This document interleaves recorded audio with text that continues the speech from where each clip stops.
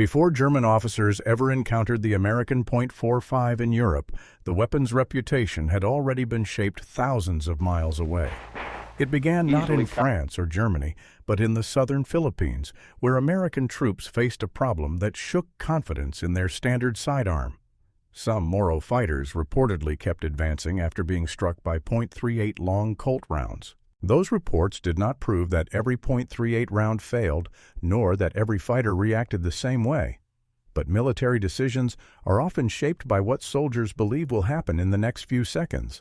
If a sidearm could not stop a close-range rush before contact, commanders had reason to question whether the cartridge was adequate for its intended role. The issue was not simply raw power.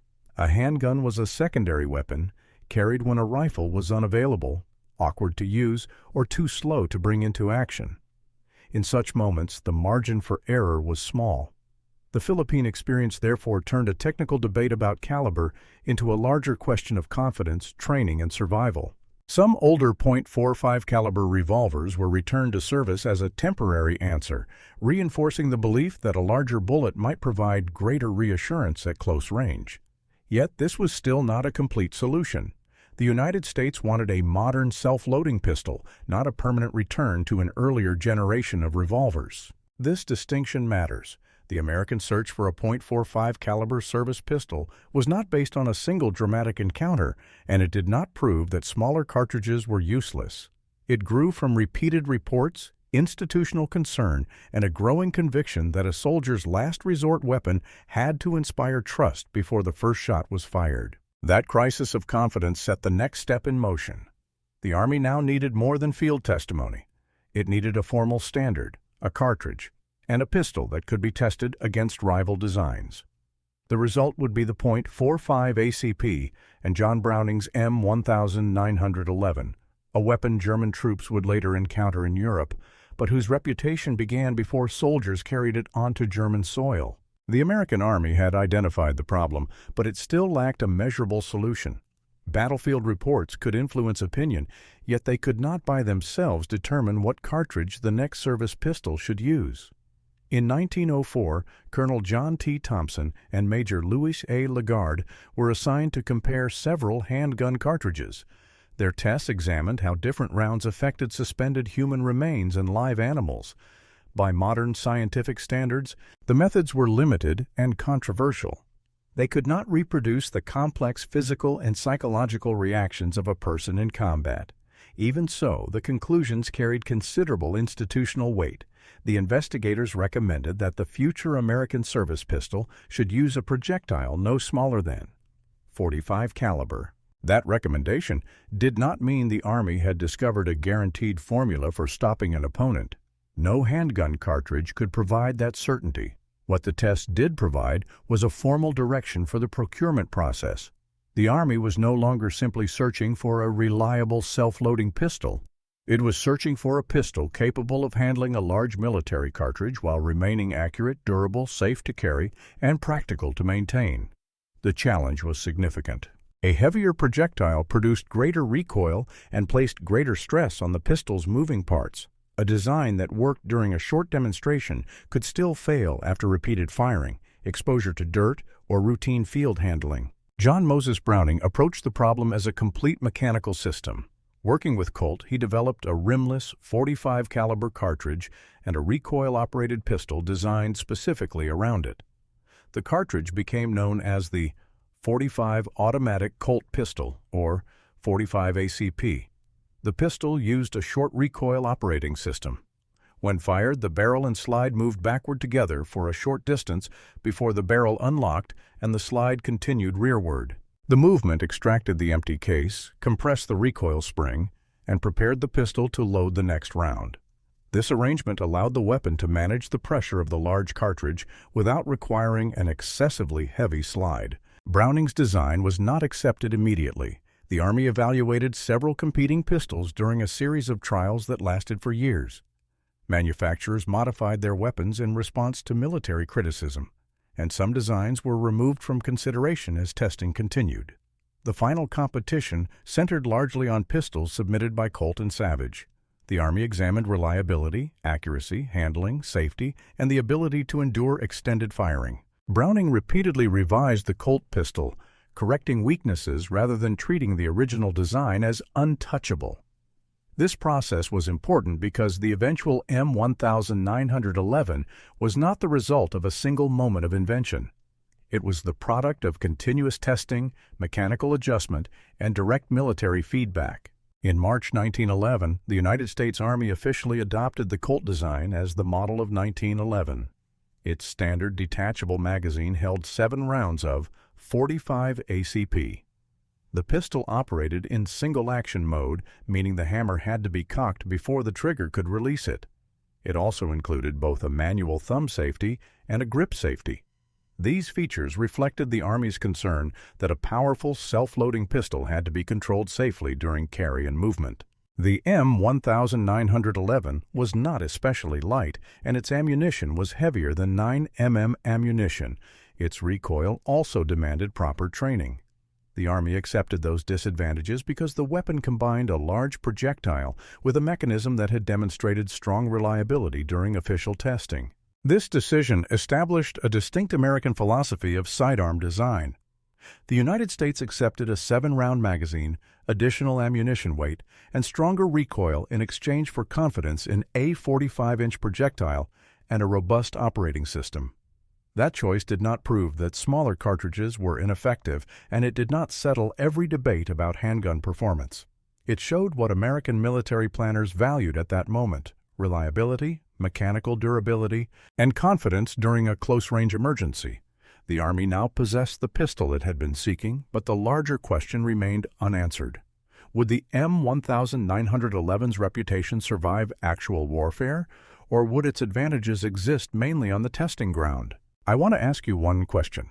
In selecting a military sidearm, which factor matters more? A larger projectile and greater confidence during a close-range encounter, or B, lower recoil, easier control, and more opportunities to place accurate shots?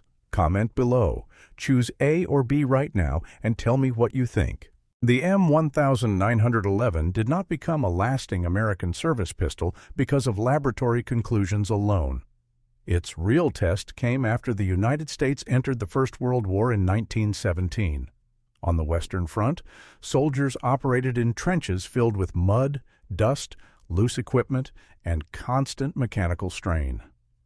A sidearm was not the main weapon of the infantryman, but for personnel authorized to carry one, it had to remain functional after long periods in a holster and be ready when a rifle was unavailable or difficult to use.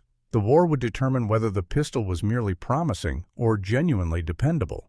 The conditions of trench warfare favored no mechanical device. Fine debris could enter moving parts, moisture encouraged corrosion, and hurried maintenance increased the risk of neglect. In this environment, the M1911 developed a strong reputation for reliability. That reputation mattered because military organizations rarely judge a weapon only by accuracy or power.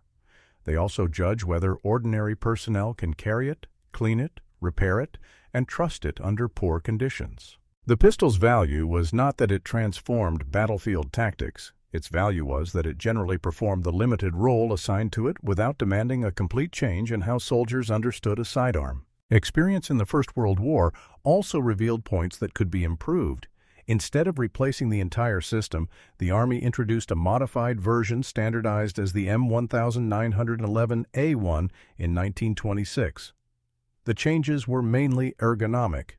They included a shorter trigger, relief cuts in the frame behind the trigger, a longer grip safety tang, an arched mainspring housing, and revised sights. These adjustments were intended to improve handling for a wider range of users. The cartridge, magazine capacity, basic operating system, and overall mechanical concept remained largely unchanged. The Army chose refinement rather than another major search for a new pistol. That decision created effects far beyond the weapon itself.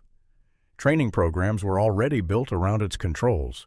Armorers understood its maintenance. Spare parts, magazines, tools, manuals, holsters, and ammunition were already present within the supply system. Replacing the pistol would have required more than purchasing a different model. It would have meant rewriting instructions, retraining personnel, altering repair procedures, and supporting two systems during the transition. Military procurement therefore favored continuity unless a replacement offered a clear and necessary advantage. The M1911 did not need to be perfect. It only needed to remain reliable enough that its limitations did not justify the disruption of replacement. The interwar years strengthened this institutional commitment. American forces became familiar with the pistol across multiple branches and roles, while the production system could be expanded when needed. When the United States entered the Second World War, demand increased dramatically. Manufacturers beyond Colt produced M1911 A1 pistols under government contracts, using standardized specifications so parts and procedures could remain broadly consistent. This was an important advantage in wartime. A proven design could be manufactured by several companies without forcing the armed forces to introduce an unfamiliar sidearm during rapid mobilization. Reliability now meant more than mechanical function. It also meant stability in industrial planning. The pistol's disadvantages remained visible. It was heavy compared with many later sidearms. Its standard magazine held 7 rounds, and its recoil required proper instruction. The ammunition also occupied more space and added weight to the supply burden. Yet American planners did not evaluate these disadvantages in isolation. They compared them with an established record, a mature logistical network, and the confidence already attached to the weapon. For a secondary arm, the gains promised by replacement were not considered urgent enough to outweigh the cost and uncertainty. The M1911 survived because the complete system around it continued to work. By the beginning of the Second World War, the American position was therefore clear. The United States was not preserving the M1911 out of simple tradition, nor because officials believed no other pistol could function. It was preserving a tested combination of weapon, ammunition, maintenance, training, and user confidence. That choice created a sharp contrast with Germany, where military planners continued using the 9mm cartridge but moved away from the older Luger P08 toward the Walther P38. The next stage of the story was no longer about which bullet was larger. It was about whether a nation should preserve a trusted design or replace it to meet the demands of industrial war. Germany entered the Second World War with one of the most recognizable military pistols ever produced, the Luger P08. Its angled grip, exposed barrel, and toggle lock mechanism made it visually distinctive, but those features also reflected an earlier generation of engineering. The P08 had been adopted by the German Army in 1908 and had already served through the First World War. By the 1930s, German planners were preparing for a much larger conflict. They did not conclude that the 19mm cartridge was inadequate. Their concern was that the pistol firing it should be easier to manufacture, simpler to operate, and better suited to large-scale military expansion. The P08 was not an ineffective weapon. It used an 8-round detachable magazine and could provide good practical accuracy in trained hands. Its problem was not the concept of the 9mm service cartridge, but the demands created by its mechanism and production process. The toggle lock system required carefully fitted components and significant machining. A pistol that could be produced and maintained under peacetime conditions might become less attractive when factories had to deliver large quantities while also supplying rifles, machine guns, artillery components, vehicles, and aircraft. Germany therefore faced a problem of industrial efficiency rather than a crisis over bullet diameter. Walther began developing a replacement during the 1930s. The resulting P38 was accepted for German military service in 1938, although large-scale issue took time. It retained the 919mm cartridge and an 8-round magazine, but its operating system differed substantially from the Luger. The P38 used a locked breech design with a falling locking block. It also had an exposed hammer and a double-action trigger system. With a round in the chamber and the hammer lowered, the first shot could be fired by a longer pull of the trigger, while later shots operated in single action as the slide automatically cocked the hammer. This feature changed how the pistol could be carried and brought into action. The P08 was a single-action design, so the user had to manage its readiness differently. The P38 provided a decocking and safety system that allowed the hammer to be lowered without manually controlling it with the thumb. It also included a loaded chamber indicator. These features did not make the pistol automatically superior in every situation, but they reflected a more modern approach to readiness and handling. The German goal was not to produce a dramatic increase in close-range power. It was to reduce the number of actions required before the first shot while retaining the existing ammunition system. The transition, however, was not immediate. P-08 pistols already existed in large numbers, and German personnel had been trained to use and maintain them.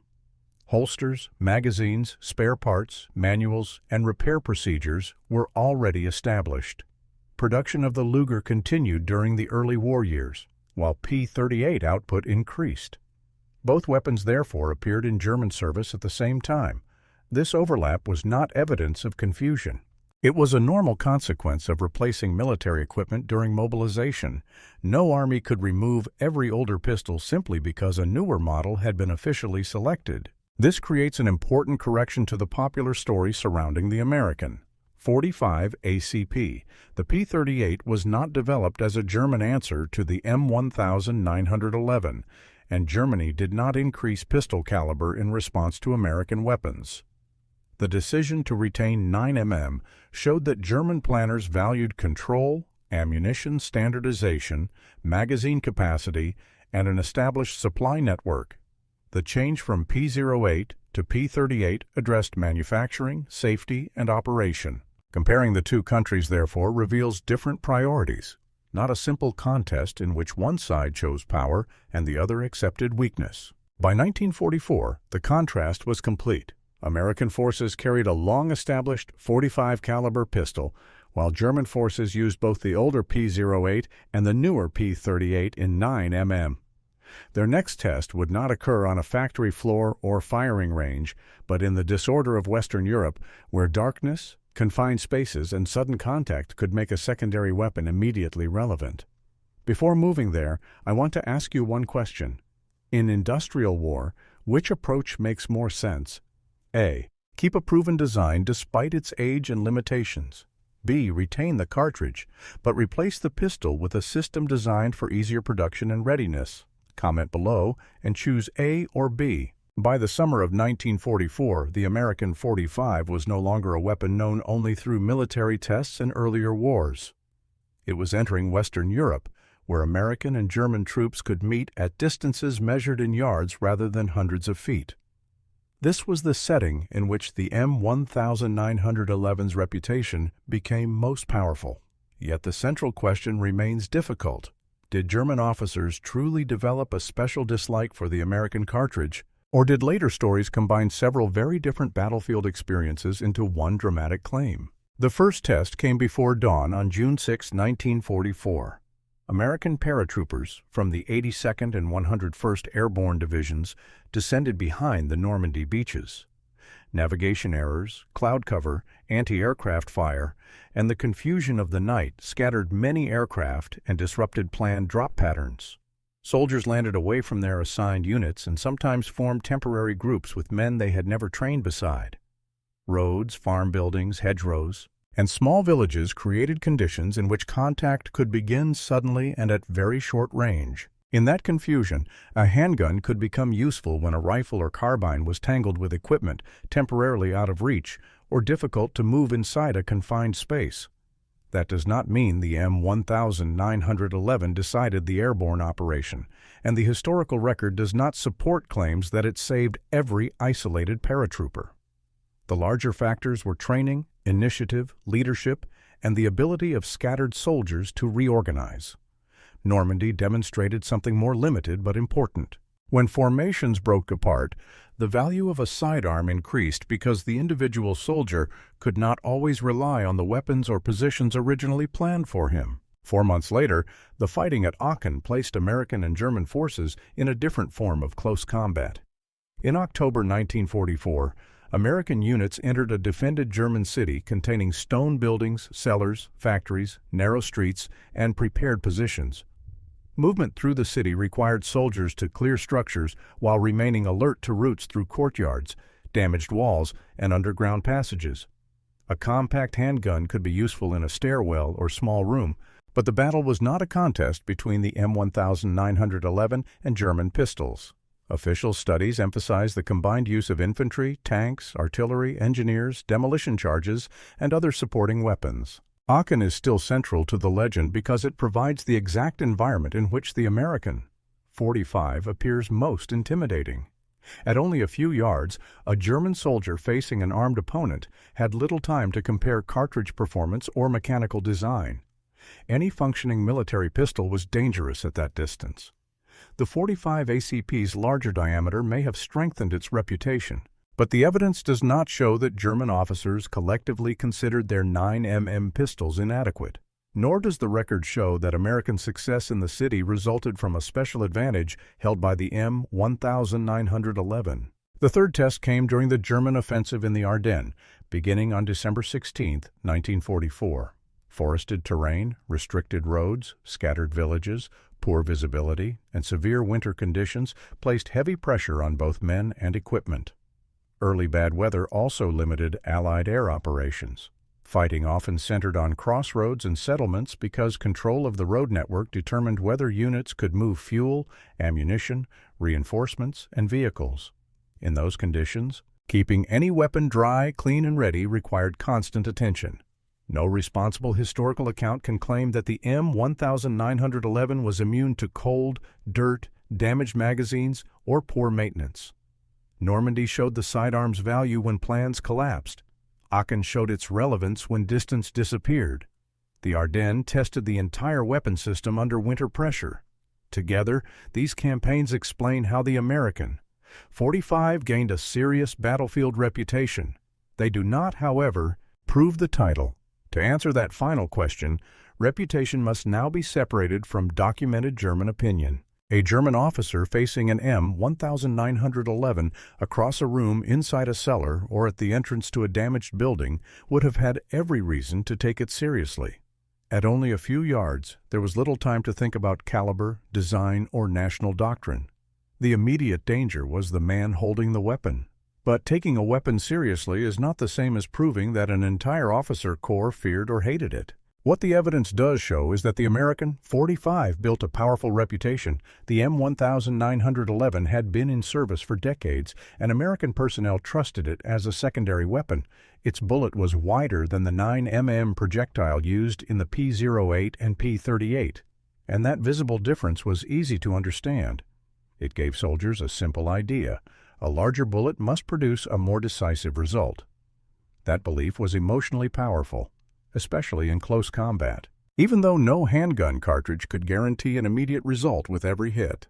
The reputation also became larger because German troops did not encounter the .45 ACP only through the M1911. American forces used the same cartridge in the Thompson and the M3 submachine gun. Those weapons could deliver rapid fire in streets, buildings, defensive positions, and other confined areas. For a soldier on the receiving end, the memory of the American .45 could therefore include several very different weapons. A single pistol shot, a burst from a Thompson, and fire from an M3 might later be remembered as part of the same battlefield experience. This is probably where the legend began to grow. The M1911 represented the American sidearm, while the Thompson became one of the most recognizable American weapons of the war. Both fired the same cartridge, and both appeared in stories about close-range fighting. Over time, complicated memories became shorter and more dramatic. German troops respected American .45 caliber weapons became German officers feared the .45.